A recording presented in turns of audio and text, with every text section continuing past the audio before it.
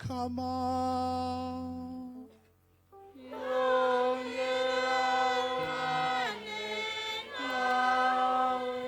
ivyo dusoma mu nkuru nziza ya Yesu Kristu nk'uko yanditse Matayo.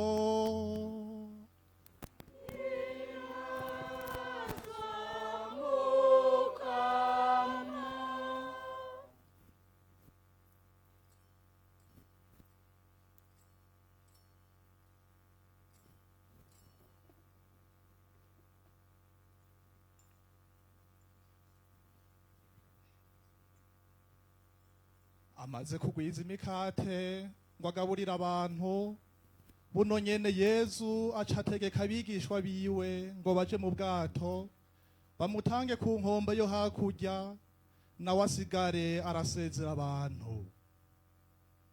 Ahejeje kubasezera yidugira ku musozi ahiherereye ngo asenge.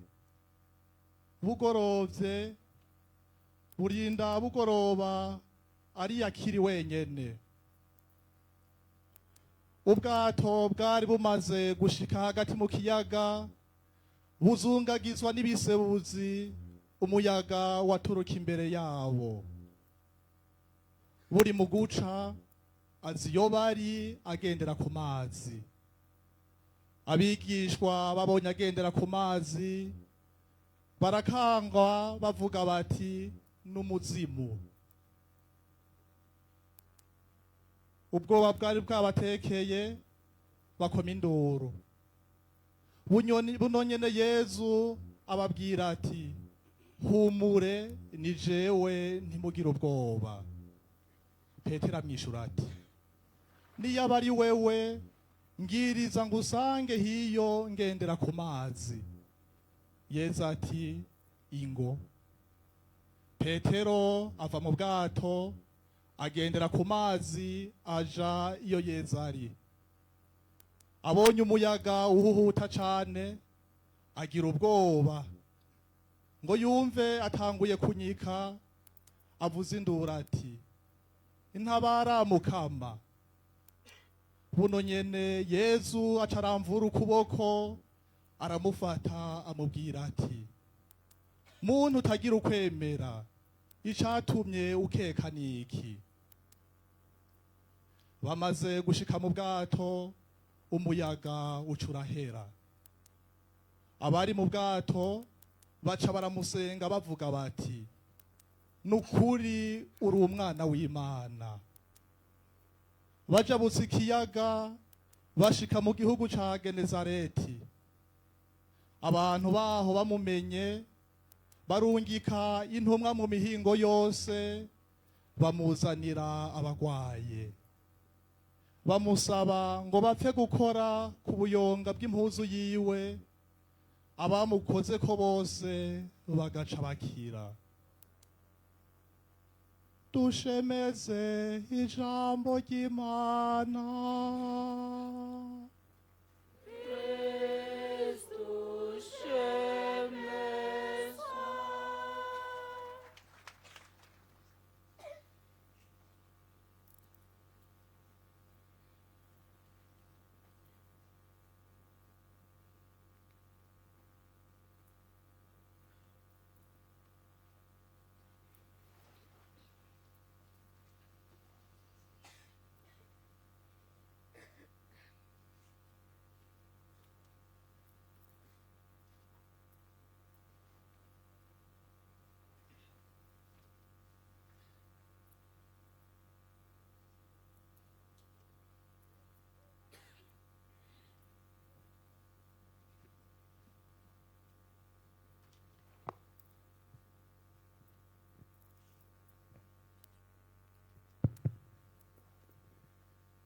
Gwaruka rw'abakristu mukoraniye mu ihwaniro ryanyu rya buri mwaka, namwe bavukanye mwese mushigikiye ugwaruka, nkundire mbanze ndabakengurukire nongera ndabakeza mwebwe gwaruka rw'abakristu kubona buri mwaka mwama mwigora mukaza hamwe mugahurira hamwe ngo mwigishwe n'abungere banyu, mwigishanye hagati yanyu, na cane cane muremeshanye mu rugendo rw'ubuzima murimwo.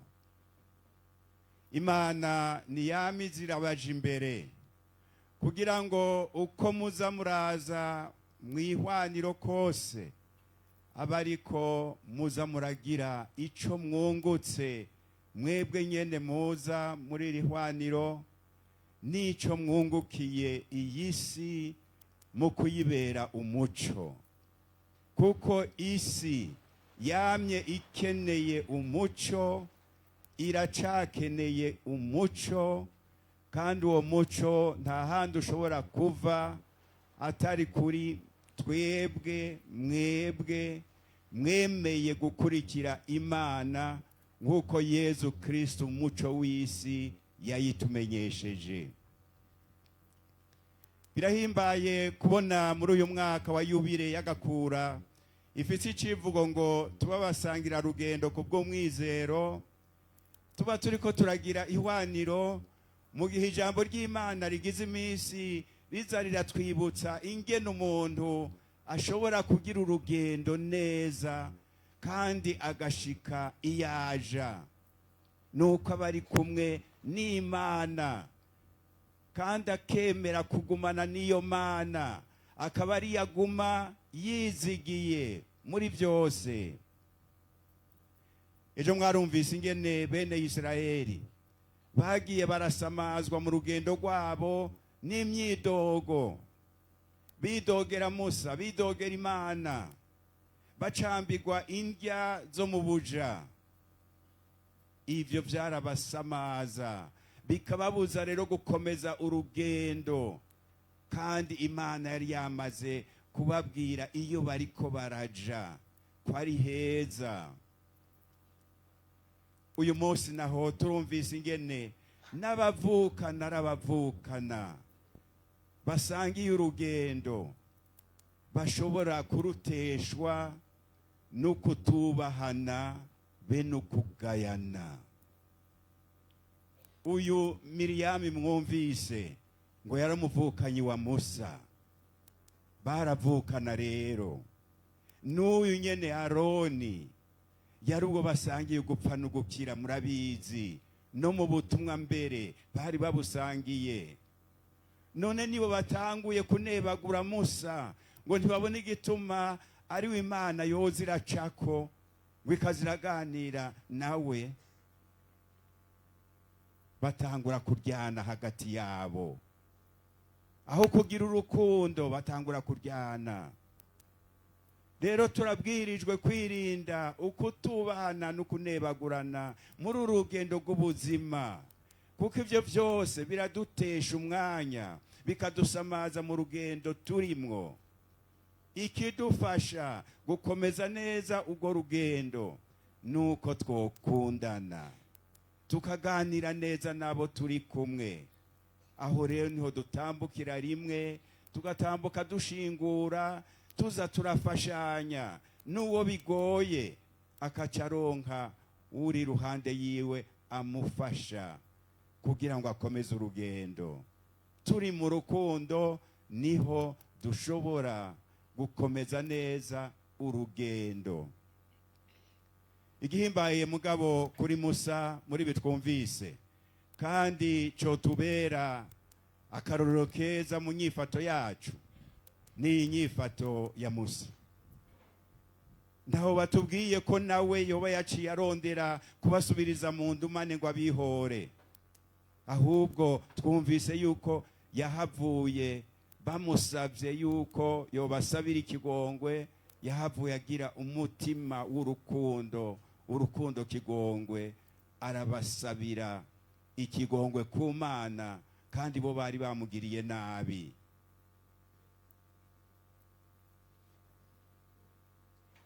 Rero kuvyo twumvise, duhereye kuvyo ijambo ry'Imana ridushikirije, ritubwiye ko Imana ubwayo ariyo yaciye iza kubishura kwishura ba Miriyamu na Aroni bari bahoze banebagura Musa. Mbere iranahana Miriyamu mu kumushirako ikimenyetso c'imibembe.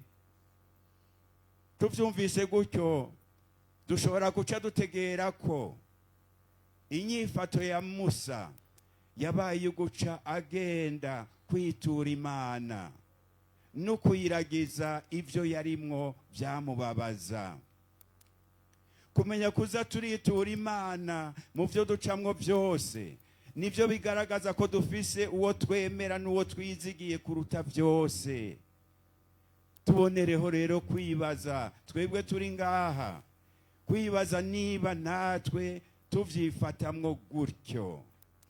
Iyo dufise ivyo turiko turacamwo cane cane ari ibintu bituremereye, ubwo turazi kuca twiruka kubitura Imana tubanje kuyitura twebwe nyene ubwacu.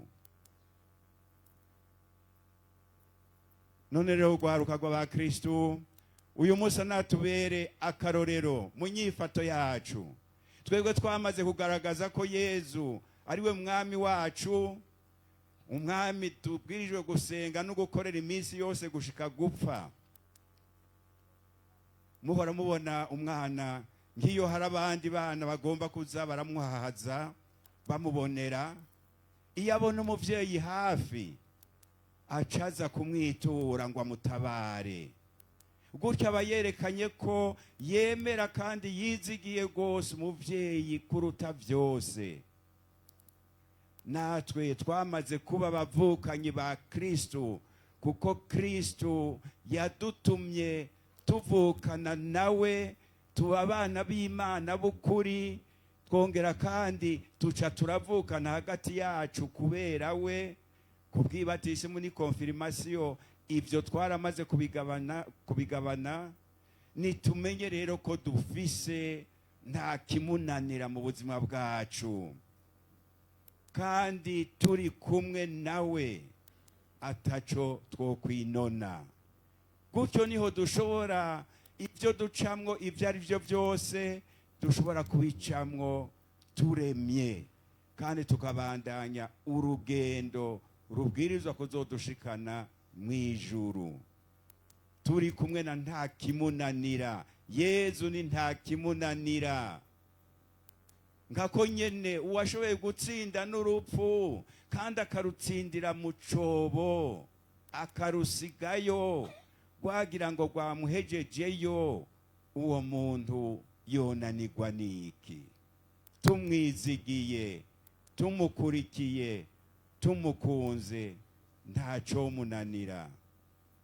None rero twishimikije uwo mutananirwa, dufashe mu minwe nk'ibendera wa musaraba waturokora, nidukomeze urugendo turemye, turangwa n'urukundo hagati yacu, twirinde ivyo kugayana n'ivyo kunebagurana n'ivyo kwankana.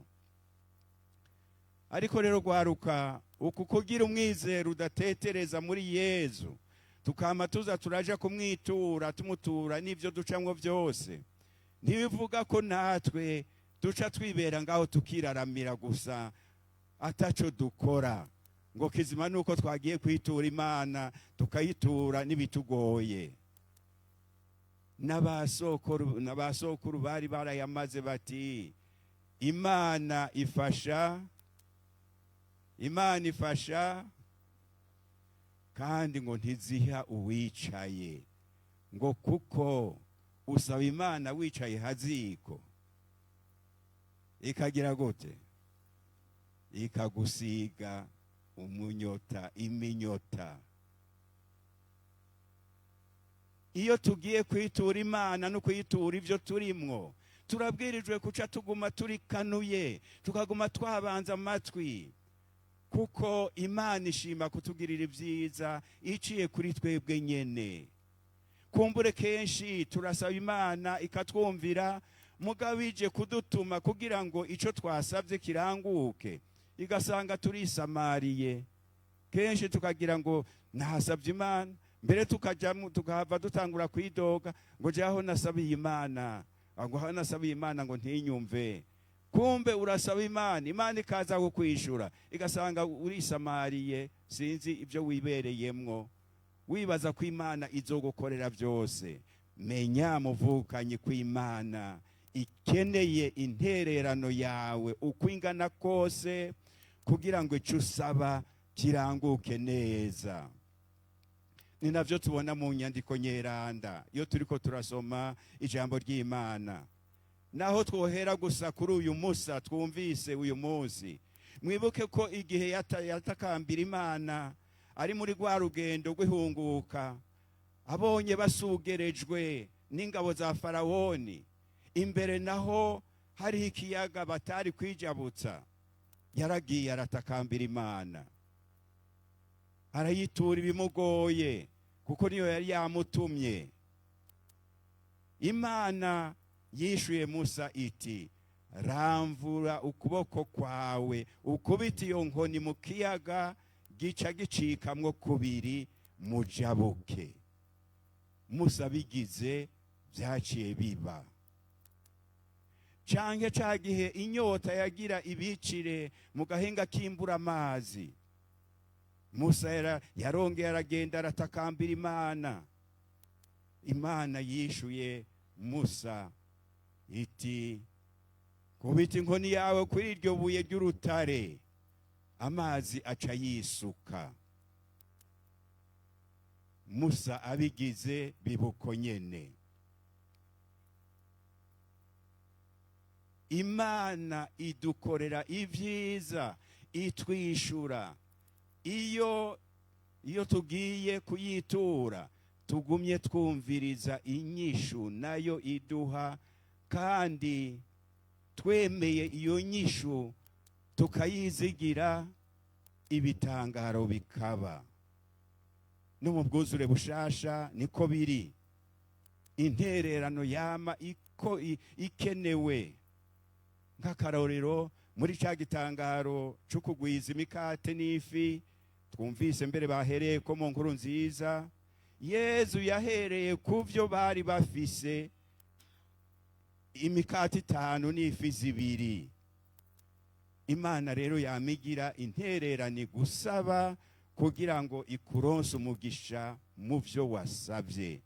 Ico wamuze uracibuka, urabe mu byo wamuri kurasaba ko kumbure igituma utaronka inyishu byoba biva kuri wewe, udaheza ngo wumvirize Imana ici gutuma icari cyo cyose.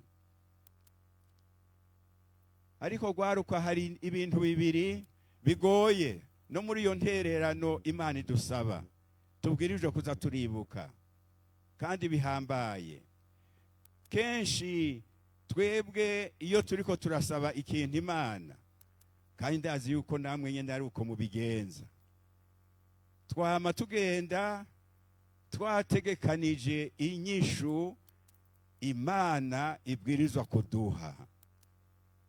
Uwo mengo mbere tugenda kuyibwira ico yotugirira n'ingene yokitugirira. Ikigoye rero nuko tutazi kwizigira Imana muri vyose, ngo tuyibwire gusa ico dushaka, kubisigaye tuyireke ibikore uko bishaka. Tugenda twategekanije inyishu ngo Imana ndiko ndayisaba iki, inyishuru kunyene, ukamengo ni twebwe tugenda gutegeka Imana. Aha niho bitugorera, kuko kenshi ico idutuma twumva umengo ntigishoboka, tukacankira nico. None ndababaze, nkuko gutuma wewe inyota igira kwice, hanyuma bakagutuma ngo kubita inkoni kwibuye ry'urutare, ngo amazi aca yisuka. Ubu mweho iyo Mana yoza kubabwira ikintu nk'ico, iyo nkoni mwoyikubita? Murumva kuko umengo ivyo bintu mu ibuye ry'urutare, kandi ry'urutare niho bakura amazi, nkubise kw'inkoni.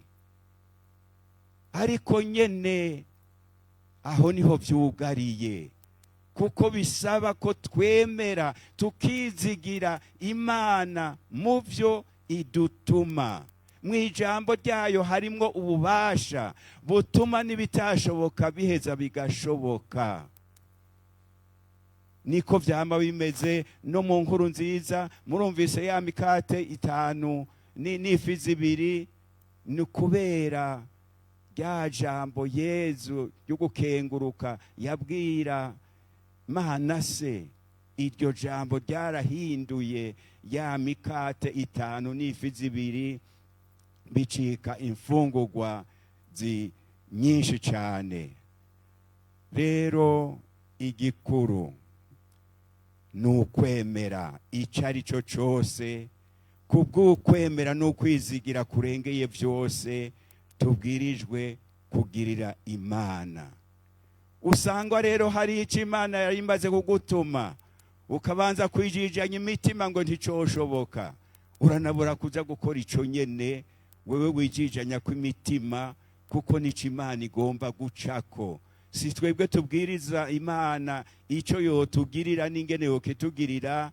Turaheza nyabuna tukaguma duteza amatwi twuguruye n'amaso kugira ngo twumve ico atubwira, tubone n'ico atwereka. Ikindi mbona kigoye ni naco nagira mpereze ko, kandi cibonekeje no muri iyi nkuru nziza y'uyu munsi, nuko ico Imana igusaba kugira ngo uyikurikire canke uronke iciza yagutegekanirije, kenshi gisa no kwiyahura. Bisaba kwiheba, bisaba kwemera umusaraba, nukwemera ukaruhinda. Petero muravyumvise muri iyi nkuru nziza, kugira ngo ashobore kwegera aho Yezu yarari, kandi niwe yaravyisabiye, yabwirijwe kuva mu bwato ashora amaguru ku mazi hatagira igitarugwa. Kandi ngo igihe cyose yarakiriko ararangura ico Yezu yamubwiye adakekereza, amazi yaramubereye ikiraro, igitarugwa akandagirako akagenda kwa Yezu. Nongaha twibaze, ninde muri mwebwe gagwaruka, ninde muri mwebwe ari mu kiyaga hagati, ari mu bwato, Yezu yo kwibonekeza nk'uko nyene yibonekeje, kuko murumva ntibaciye bamumenya neza, yo kwibonekeza akamubwira ati va muri ubwo bwato uheze uze iyondi. Ninde yo kubahuka kuva muri ubwo bwato ari hagati mu kiyaga, agashira ukuguru kwiwe muri ayo mazi, azi yuko ayo mazi amubera inzira? Aho rero niho bigoreye. Bisaba ukwemera n'ukwizigira bikomeye, benshi dukunze kuba tubuze.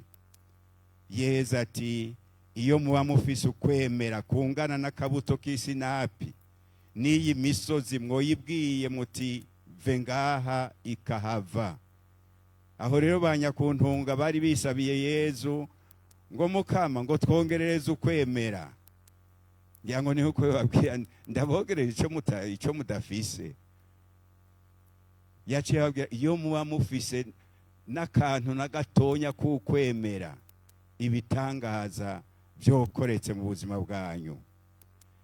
Gwaruka sinagomba kubarambira, ariko murumva ko dukeneye cyane gusaba Imana ngo idufashe tugire ukwemera n'ukwizigira nk'ibi byaranze Musa, byaranze Petero n'abandi mu mabanga yabo no mu butumwa barimwo. Nituvyisabire rero, twongere tubisabire n'urundi gwaruka, cyane cyane urukoze kuba ruri mu magorwa, hanyuma rukaba rutaramenya ko uri kumwe na Yezu akaza arumvira ivyo Yezu amutuma kwaruhira kogorora. Ndabifurije mwese kugumana umwizero mu vyo muba murimwo vyose uko bimeze kose. Mugume mwemera ko Yezu umwami wacu ari nta kimunanira. Mumukurikire mudatinya muri ivyo vyose abatuma, naho vyoba bitajanye n'ivyo mwipfuza canke mwiyumvira. Ahasigaye twebwe abungere banyu turabasabira, tubandanya tubasabira kugira ngo Imana ibandanye baduhezagirira, muve ngaha muri iri hwaniro mwungutse byinshi mwebwe nyene ubwanyu, kandi haze hagire n'ico muva ngaha mwungukiye abandi. Imana ibahezagire. Amen.